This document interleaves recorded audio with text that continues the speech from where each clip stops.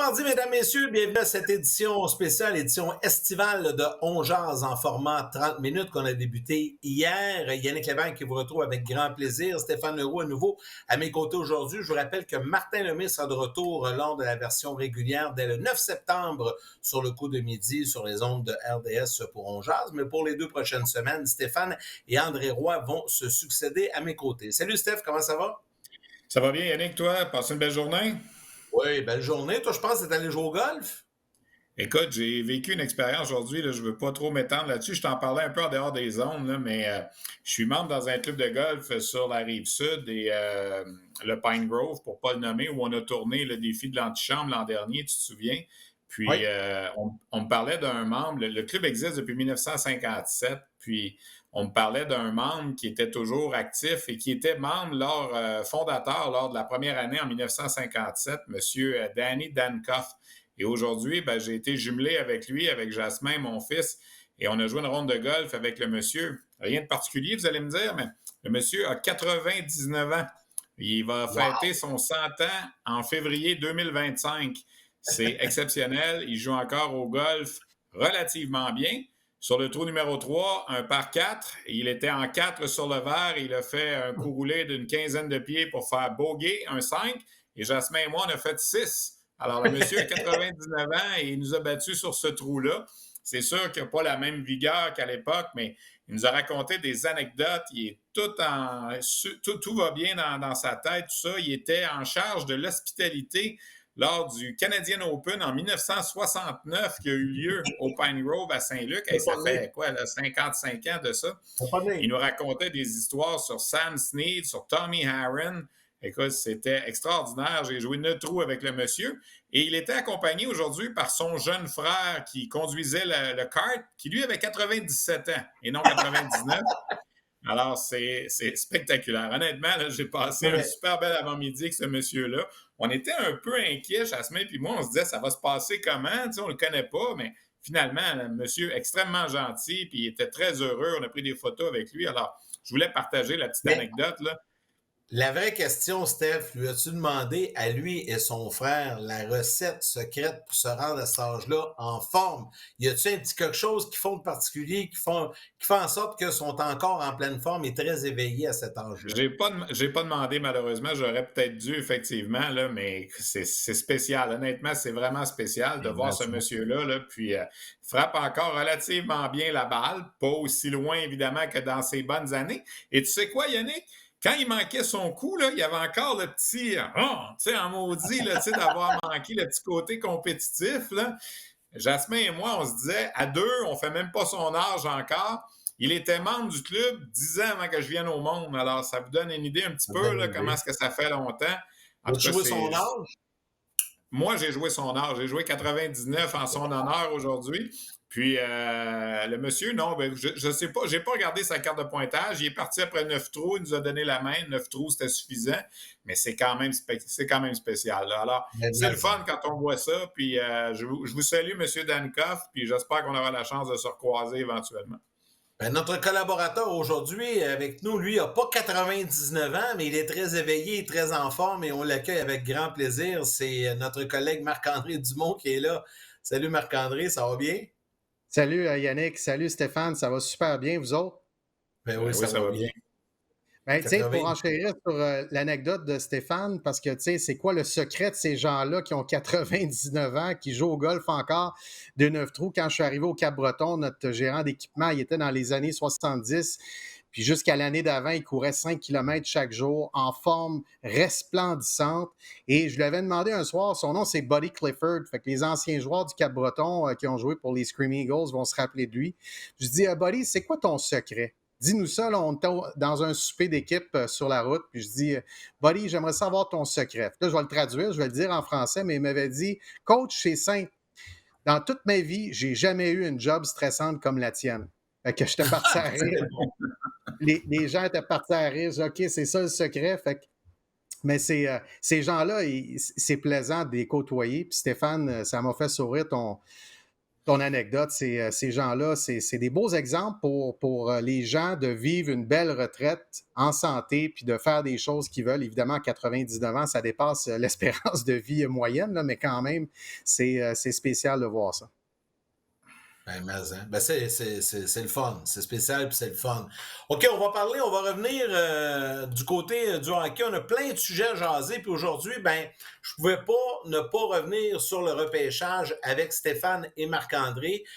Beaucoup de partisans, on a entendu parler beaucoup de Demidov, de Hagee, des gars qui ont été repêchés par les Canadiens. Demidov qui a fait jaser énormément.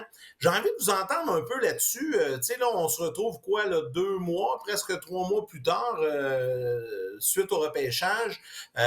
Demidov, est-ce qu'il viendra? Est-ce qu'il va être en KHL? On s'attend de le voir quand à Montréal? J'ai envie de vous entendre. Je commence avec Marc-André, puis après ça, Steph, je veux t'entendre là-dessus également.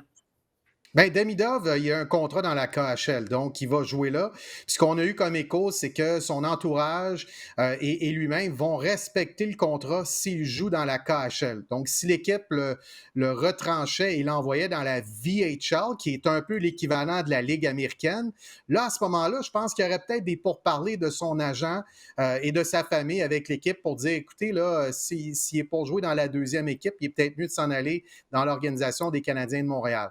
Quand le Canadien l'a repêché, j'ai communiqué avec certains recruteurs dans la Ligue nationale et il y en a 2 qui m'ont donné des réponses assez intéressantes. Pas des recruteurs qui travaillent pour le Canadien, mais qui travaillent ailleurs. Il y en a un qui m'a dit ils vont avoir beaucoup de misère à le retrancher s'il est au camp cet automne. Alors ça, c'est assez épatant comme commentaire. Puis l'autre m'a dit il est de calibre pour évoluer dans la Ligue nationale tout de suite. Demidov, c'est un joueur très offensif avec des très, très bonnes mains, très agiles, des mains un peu comparables à Kucherov, capable de vraiment manier la rondelle très finement puis de faire des jeux. Donc, je pense que s'il joue dans la KHL, il faudra attendre 1 an avant de le voir à Montréal. Stéphane, qu'est-ce que tu en penses, toi? Écoute, on ne l'a pas vu beaucoup, malheureusement. C'est ça qui est dommage avec le conflit avec les Russes. C'est un peu la même chose pour Michkov l'an passé. Puis là, avec Demidov, c'est la même chose.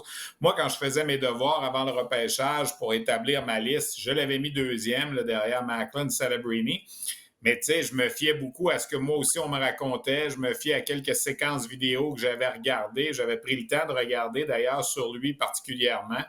Ça a l'air d'un joueur vraiment dynamique. Et c'est tellement dommage qu'on ne puisse pas le voir à Ottawa dans le temps des fêtes pour le championnat du monde de hockey junior. Ça aurait été extraordinaire de le voir.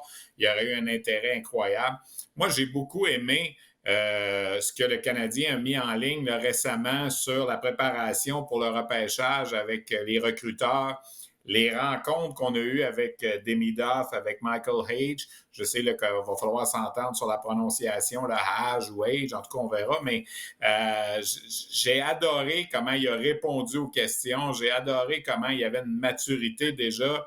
Puis tu sais, pour avoir côtoyé beaucoup de joueurs russes qui sont venus jouer au Canada au cours des 30 dernières années, des 25 dernières années, il y a des Russes qui sont déjà un peu plus nord-américains que Russes, si vous me permettez l'expression. Là, il semble avoir une ouverture d'esprit. Premièrement, la langue.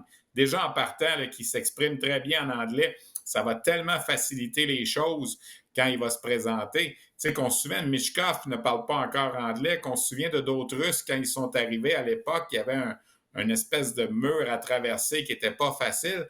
Puis lorsqu'on voyait, exemple, un Alexander Radulov qui est venu jouer avec les Remparts, puis qu'on a vu avec les Canadiens, qui lui était justement du style nord-américain et qui s'était déjà bien intégré, parce qu'il ne faut pas oublier l'intégration de ces joueurs-là. C'est pas toujours évident, mais je pense que c'est un très bon choix pour le Canadien. Il va probablement falloir attendre 1 an, puis savez-vous quoi, c'est pas grave, parce que quand tu repêches un gars, c'est pas nécessairement pour qu'il soit bon l'année d'après, c'est pour qu'il soit bon pour les 10-15 années à venir. Alors, s'il peut jouer dans la KHL cette année, d'avoir une bonne saison, il va se présenter en 2025 aux Canadiens, à une époque là, où, ça va vraiment être vraiment là, le push, si on veut, passez-moi l'expression, là, pour le Canadien. Parce que moi, je pense encore que cette année, ça va être difficile. On a beau avoir ajouté Patrick Laine. Je pense que ça va être encore difficile. Mais l'année prochaine, lorsque Demidov va arriver, lorsque les Slavkovski va avoir eu une autre année, Suzuki, Caulfield, Kirby Dack, les défenseurs, Goulet,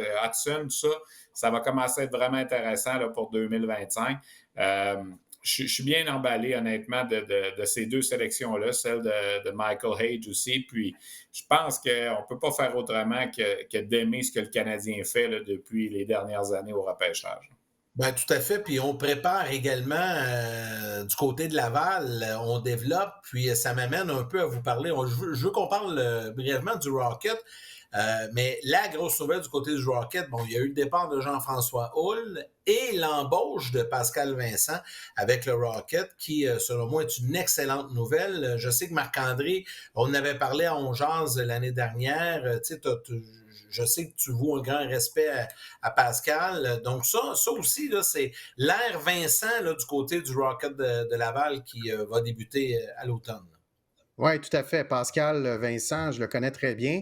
Je veux juste renchérir brièvement, avant de parler de Pascal, juste renchérir sur Michael Hage, que moi, je vais appeler Michael Hage. Messieurs, mais je sais qu'il y a un débat sur son nom. Il faudrait lui demander à lui comment il veut qu'on prononce son nom. Mais je suis allé à l'école avec son père, Alain Hage, au Collège Notre-Dame. Donc, j'ai passé tout mon secondaire avec lui, puis c'était Hage qu'on prononçait.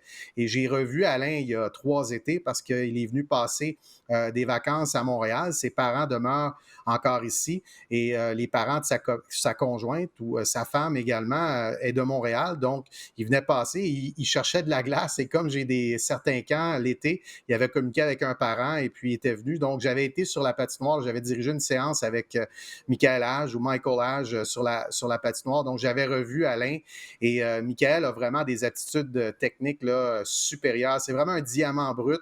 Il y a encore du chemin à faire et sur tout le reste de son match, d'organiser son match, mais en termes d'aptitude pure, c'est vraiment un très, très beau diamant. Fait que ça va être super intéressant de le suivre. Pascal Vincent, ben, j'ai dirigé contre lui dans la LHJMQ, j'ai suivi son cheminement. Puis d'avoir un gars avec tant d'années, des décennies d'expérience, avec l'expérience dans la Ligue nationale, l'expérience dans d'autres organisations. Donc, il a travaillé avec l'organisation des Jets de Winnipeg, autant dans la Ligue américaine que dans la Ligue nationale. Avec Columbus, il a travaillé autant comme entraîneur associé qu'entraîneur-chef. De pouvoir avoir ça dans ton club-école, ça a beaucoup de valeur parce que c'est des entraîneurs qui ont de la perspective, qui en ont vu passer des joueurs qui ont frappé le mur puis qui n'ont pas traversé le mur de la Ligue américaine ou des joueurs qui sont arrivés qui avaient beaucoup à apprendre puis qui ont appris puis se sont ramassés dans la Ligue nationale par la suite. Fait que je pense que pour les jeunes espoirs du Canadien puis pour l'organisation, Pascal, c'est un choix qui est excellent. On va poursuivre la discussion sur Pascal Vincent, notamment avec Stéphane, parce que Stéphane aussi le connaît très bien, puis je veux l'entendre un peu là-dessus. Mais on va d'abord, messieurs, si vous le voulez bien, s'arrêter quelques instants, aller du côté de la pause et au retour, on poursuit la discussion sur Pascal Vincent, puis on va parler également un peu de la LHJMQ. La saison va débuter bientôt, donc je ne peux pas voir Stéphane et Marc-André sans parler de hockey junior. On va faire ça au retour. Je vous rappelle que vous regardez On Jase en édition estivale, format 30 minutes.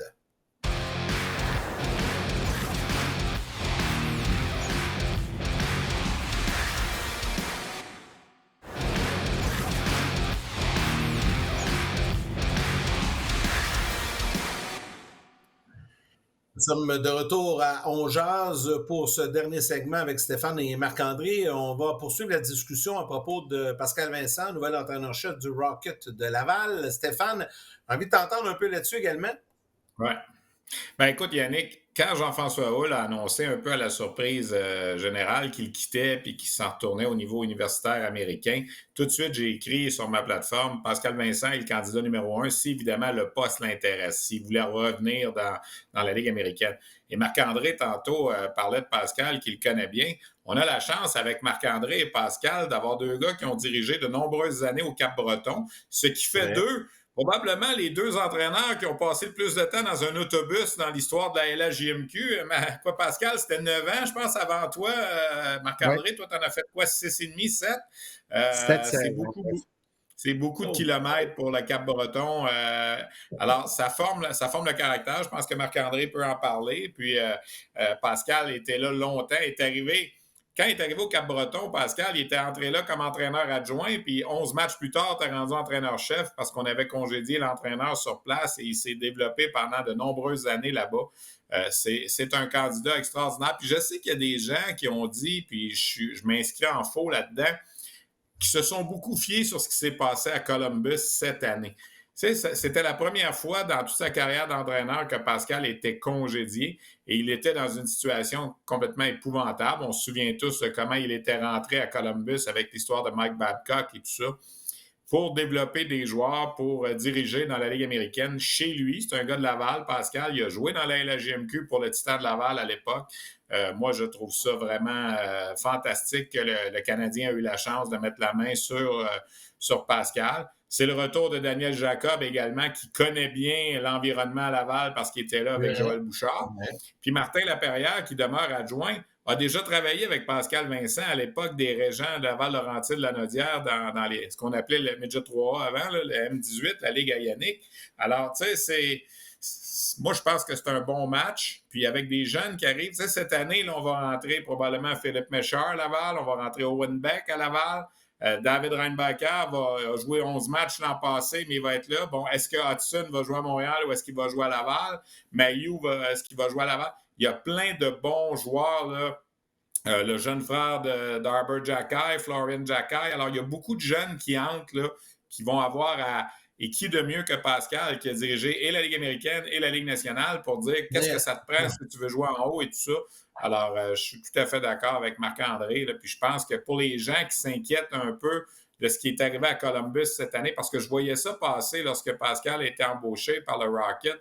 On sortait l'histoire de Columbus cette année, puis Patrick Laine, ça n'a pas marché, puis Johnny Gaudreau, ça n'a pas marché, mais tu sais, c'est pas la même chose diriger pour la Ligue américaine et préparer des joueurs et diriger pour la Ligue nationale puis essayer de gagner le match à chaque soir. Là. C'est deux mondes différents, puis moi, j'ai aucun doute avec Pascal Vincent, personnellement. Marc-André, voulais-tu ajouter? Voulais-tu parler de ton mal de dos chronique suite à tes années d'autobus? Ça m'a coûté cher de physiothérapie, ça, je peux vous le dire. Mais, non, et ce qui est intéressant que Pascal t'a mentionné qu'il a été congédié seulement une fois.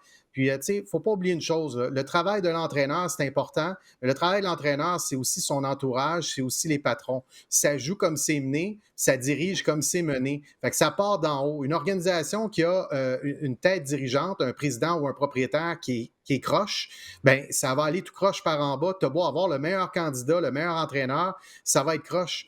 Et Pascal, ben, avec toute l'expérience qu'il a, puis tu as mentionné 9 saisons au Cap-Breton, tu sais que c'était des contrats d'1 an à l'époque.